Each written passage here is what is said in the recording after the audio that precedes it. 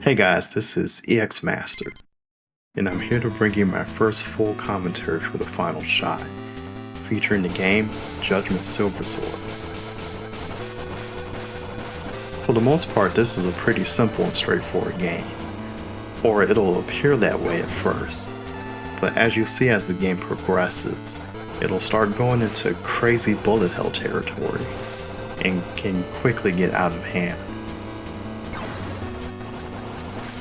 There are various ports of Judgement Sliversword out there, starting with the original version that was released in the early 2000s for the WonderSwan Color, which was a Japanese-only handheld console. The version I'm playing right now for this one credit clear is from the PC version released on Steam in 2015. It actually took me a while to beat this game. I had been playing it on and off since the PC release, and the back half of this game gets very difficult, so it really came down to learning the patterns of the back half enemies and just a little skill and luck to get through all that mess. And just recently I got the one credit clear.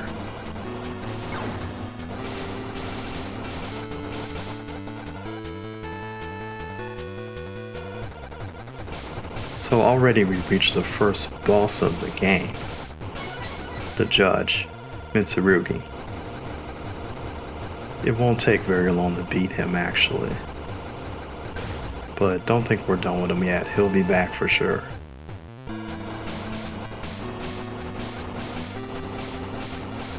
Like many other shmups, Judgement Sliversword has a pretty bare-bones story which involves you leaving Earth's orbit and your space fighter, the S-AIXRK, to investigate a threat coming from the moon.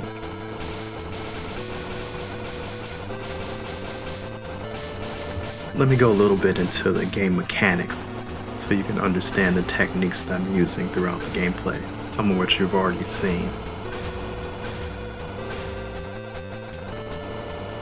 You have two different types of offensive maneuvers.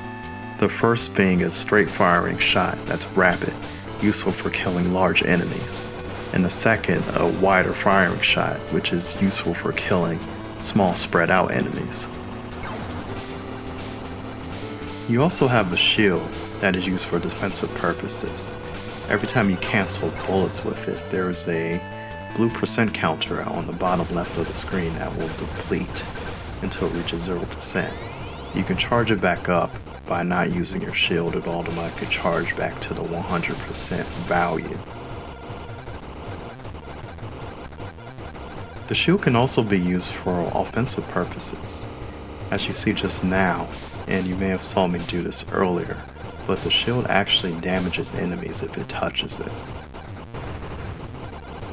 Scoring is dictated by killing enemies as fast as possible. As you can see, you get a time bonus for each wave you complete. Also, you may notice that there is a multiplier icon on the top left corner of the screen. That goes up by killing enemies quickly too, which applies to your score. When you aren't killing enemies, that multiplier will deplete quickly.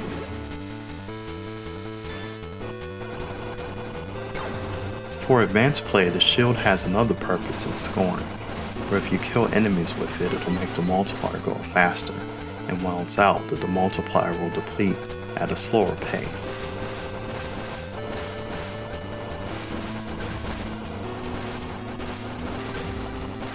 So, essentially, the key to playing this game at an efficient pace is to kill enemies as fast as possible, and to get aggressive, so you can use the shield to point blank enemies and increase your multiplier by a very high amount.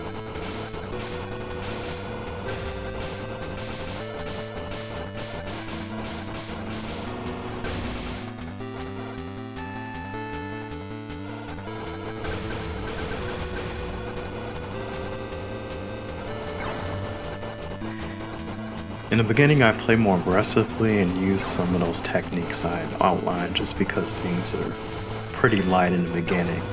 But as the game picks up more and becomes more aggressive, I start becoming more conservative just because my ultimate goal is survival.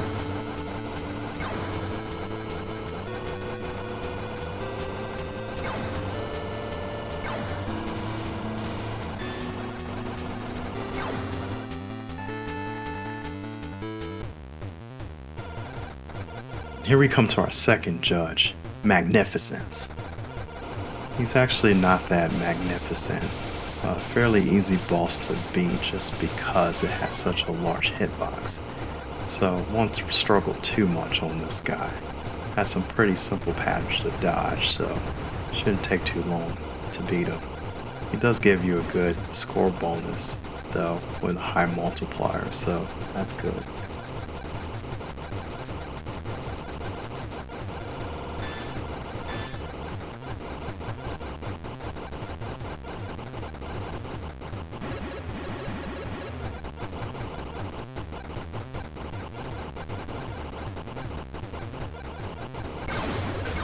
There we go, he's out of the picture.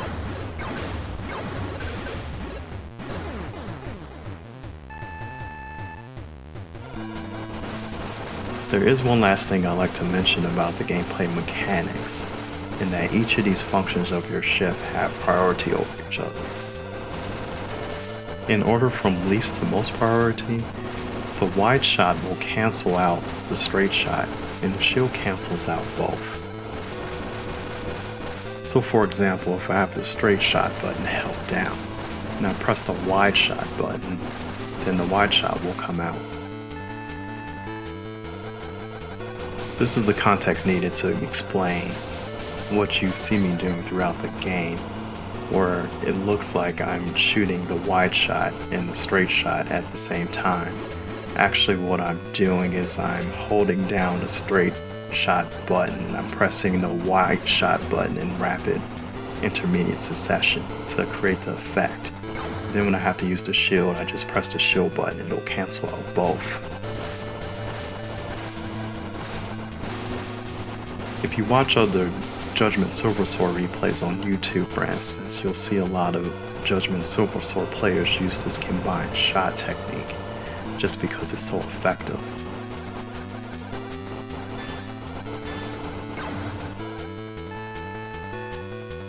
As you may have noticed, things have been starting to pick up a bit, so here's a particularly tricky section.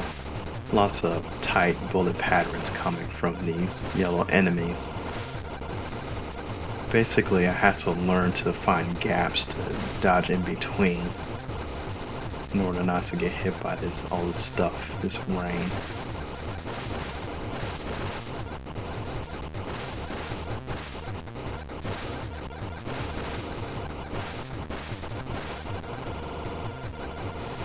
And then this guy shows up, the guy that likes to flick bullets at you.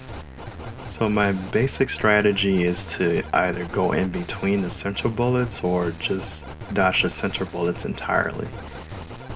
It looks easier to do than it actually is, but eventually I get it.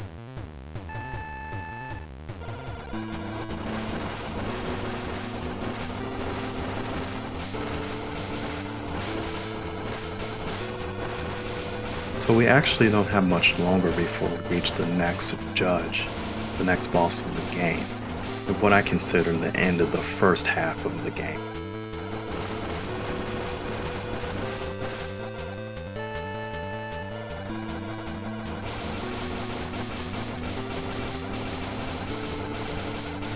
There's another tricky section we're entering.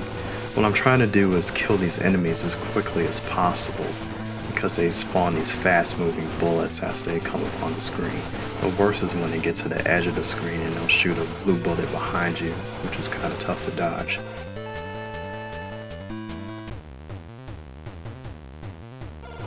And here's the next judge, Mirror Shield Ray. This guy, when I first started playing this game, usually my runs would end with this boss. I consider this the first big hurdle of the game.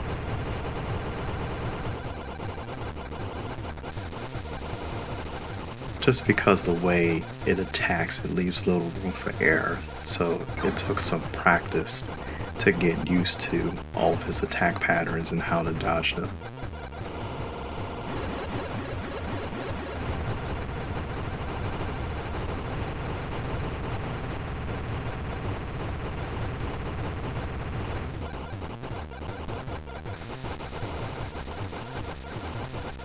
For For this attack, I'm going up to the top of the screen just because I don't want to have a lot of bullets and clutter the bottom of the screen, which will make it hard to dodge all those bullets, and then the lasers that come out, but it's an easy way to loop around and dodge those.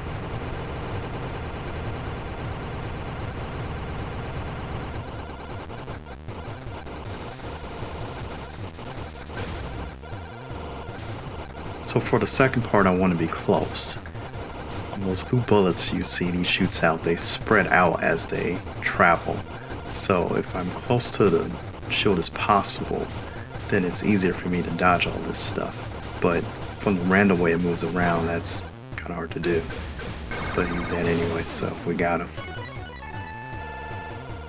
I got a 1-up out of it.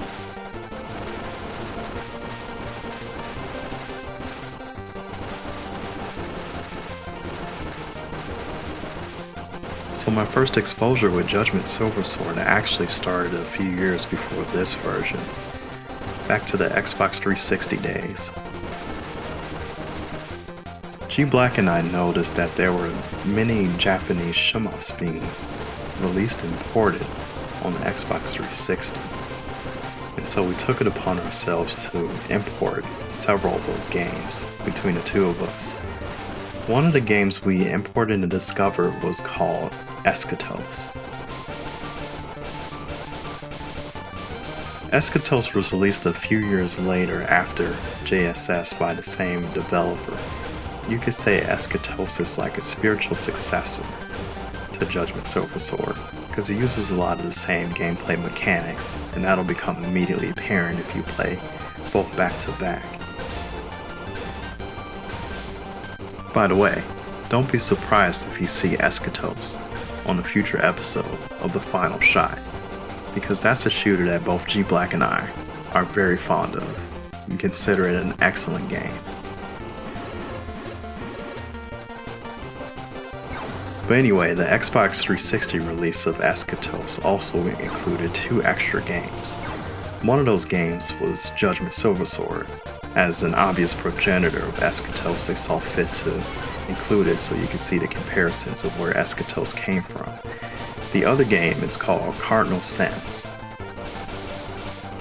Cardinal Sins uses the same assets of Judgement Sliversword, but remixes it into a scoring-like competition where you have several trials to go through based on the 7 deadly sins, and at the end, you're evaluated on how well you do with grades. There's another video I've released at the same time as Judgement Sliversword, an exhibition play of Cardinal Sins, if you want to check it out and see what that's about. This is another spicy section. I rushed down the center enemy like that, because when you kill one of these guys, it'll clear the bullets up. And as you can see, there's a lot of clutter here that they put down at the bottom, so it takes a lot of precision to maneuver through all of this, but it gets easier with 2 people on the screen, now 1, and that's it.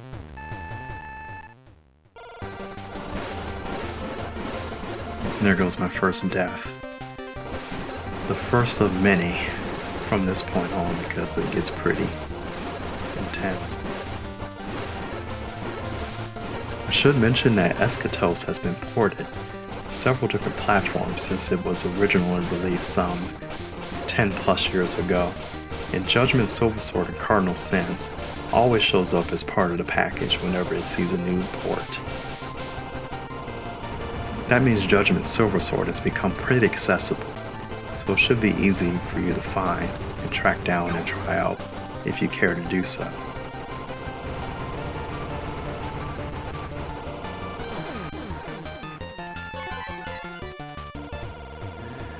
Okay, now this.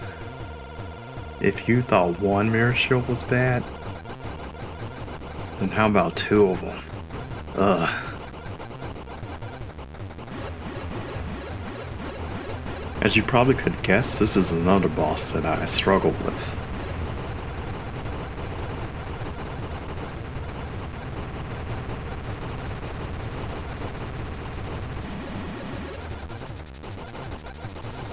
So although I'm attacking the shields, the thing is, after a while of doing their attack patterns a number of times, they'll time out automatically and go to the second round. So much of my focus for this is just to dodge everything that's being thrown at me, since there's so much of it coming at me. And that's the main focus of how I'll get through this first phase.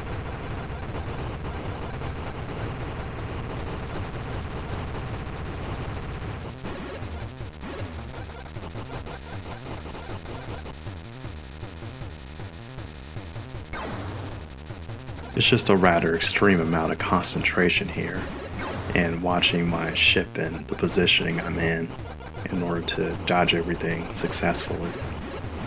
A lot of times I mess up, but doing a pretty good job here.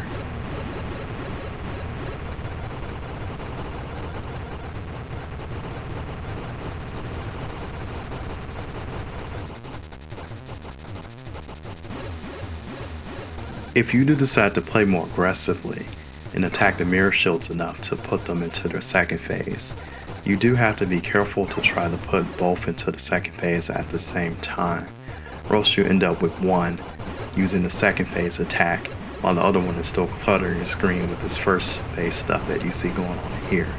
And that can make things pretty annoying when you have to deal with both at the same time.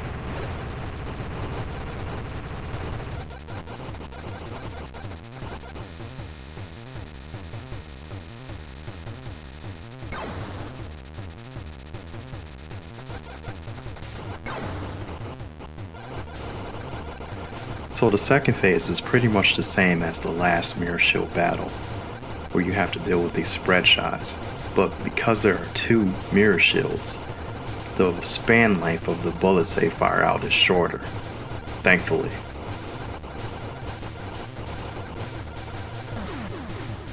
That was a bit of bad luck. I got caught trying to go around, and just one of them happened to be there.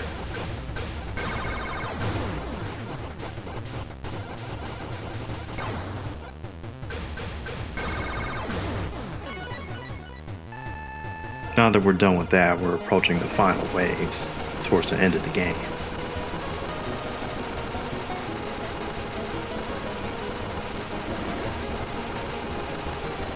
So as usual, in the comment section of this video, I've included some additional reading links related to behind the scenes information about Judgement Sliversword.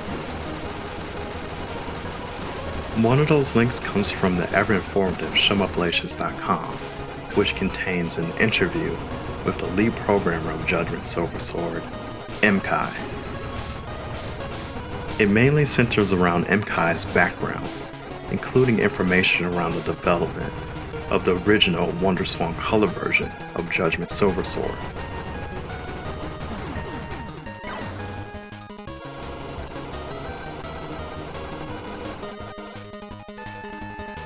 As for the original Japanese publisher, the Cute Corporation, they have a special involvement with the WonderSwan color themselves. Cute created a software development kit for the WonderSwan color using the C programming language and ended up calling it the Wonder Witch. Judgement Sliversword ended up being one of the games that was created using the Wonder Witch. I encourage you to read the article to find out more about the relationship between these facts. M-Kai himself had been known as a Doujin developer previously, making games for the MSX home computer. Interestingly, the games that M-Kai made for the MSX, such as Kyokogen and Pleasure Hearts, were made long after the MSX's heyday, so they appeared much more technically advanced compared to many other MSX games. The same interview also contains video footage to those games, and I encourage you to watch those as well because they're very interesting from a curiosity standpoint. After Judgement Sliversword and Cardinal Sins, M-Kai would go on to program an unreleased two-stage shmup for the WonderSwan color, which then led to him programming Eschatos. M-Kai's relationship with Cute will continue as they release their most recent shmups to this date, Ginga Force and its spin-off, Natsuki Chronicle.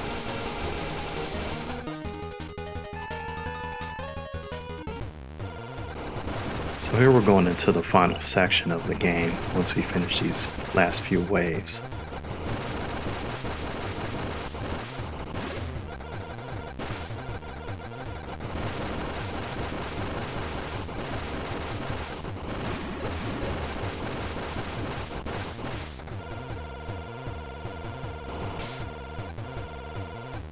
An old friend reappears.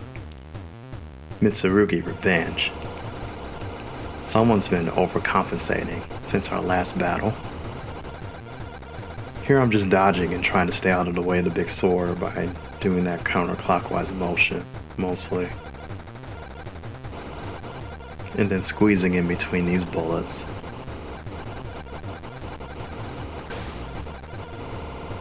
Phase 2 is more precision dodging. You have to be careful with those fast moving bullets because they come out you quick, and also they're a bit of a tight squeeze. Then you just juke this laser.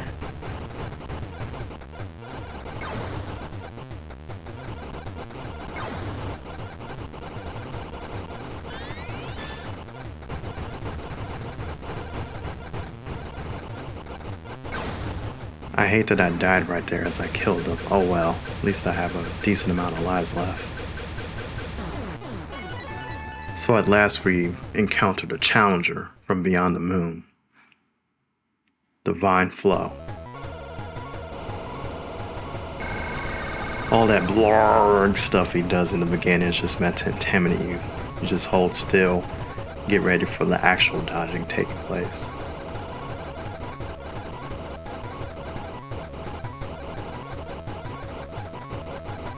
To me, these lasers were the most difficult part of the first phase, but there's a rhythm to them. They come out in threes, so you just have to time your movements to them.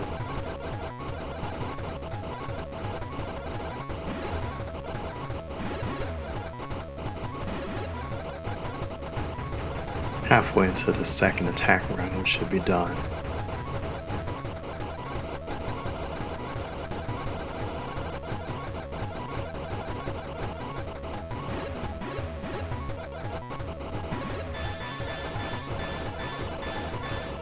This next phase is its longest phase. Here I'm just squeezing in between the spread shots while giving myself enough room to dodge all these homing lasers coming at me. Then the big meteors, which actually are easy to catch you off guard. This is the hardest attack to dodge because these things come out so fast and they linger on the screen as they leave, so it's easy for them to catch you. The lasers is all about positioning, basically. So you want to make micro dodges to give yourself enough room to dodge no lasers. Especially here when there's a bunch of lasers that shoot out at you, and they linger on the screen too, so space economy is very important for this. And then the cycle repeats.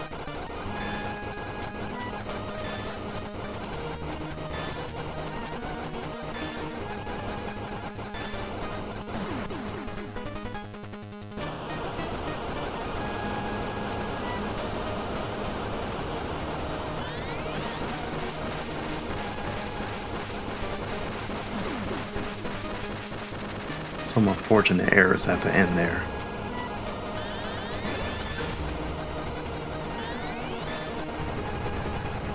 So this final phase is about giving yourself some room to dodge depending on where Divine Flow decides to fire.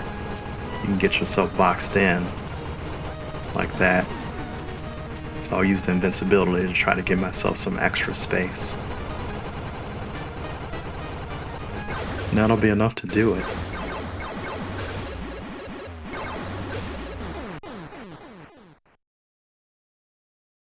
And with the last boss defeated, it appears we've reached the end of Judgement Sliversword.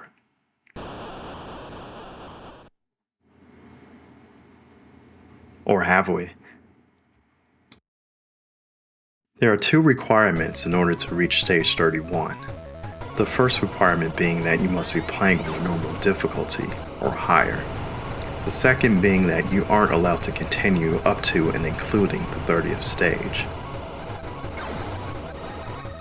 If you were to continue before, the game would end after beating Divine Flow.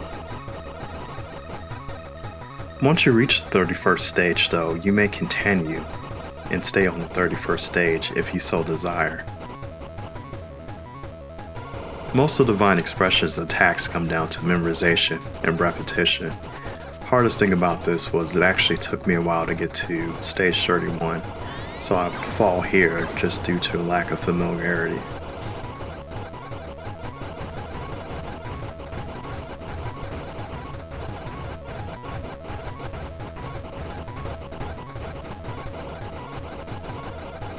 This to me is his hardest attack pattern to dodge.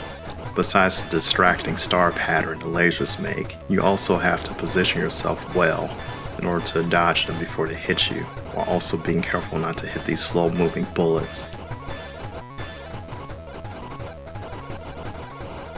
And this is just keep moving. The moment you stop is the moment you die.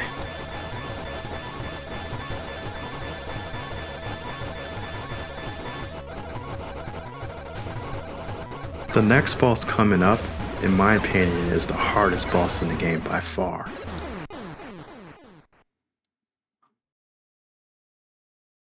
Back from beyond the grave, it's S-AIXRK Rebirth.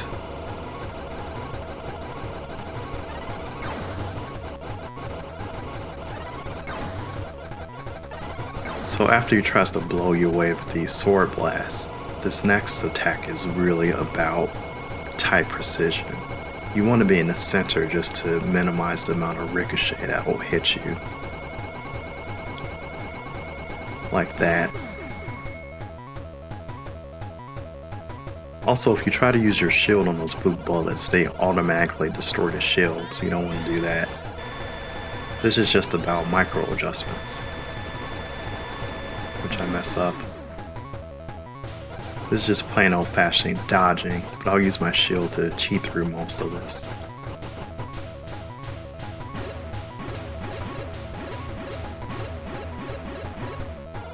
I just go off to the side for this next attack. And then we come to the hardest attack to dodge. In my opinion, I've never been able to dodge this. I'm just stalling for time. The worst part is when you get caught by it, you die in probably one of the most insulting ways to die in a video game I've seen.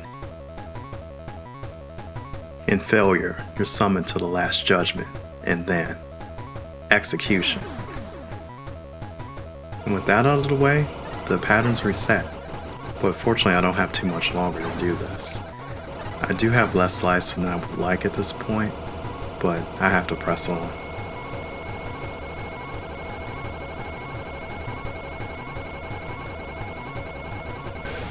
Next up is the true last boss of the game, the titular Judgement Sliversword. This is like a puzzle boss where you want to use your shield to counter those blue pulses it sends out. Again, if you touch those dark blue orbs, then your shield automatically gets destroyed. So it becomes a rhythm battle. With few lives left at this point, I'm taking advantage of the generous invincibility window to do as much damage as possible to him in between resets.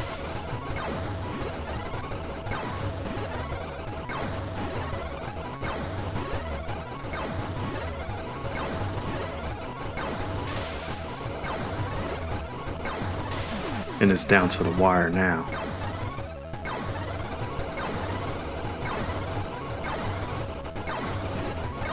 Unfortunately, I was able to last long enough.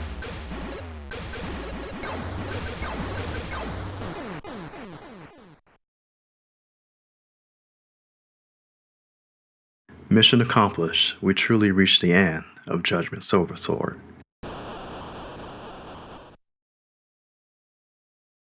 I hope you've enjoyed this commentary and look forward to more content from the final shot in the future. I'm EXMaster, signing off.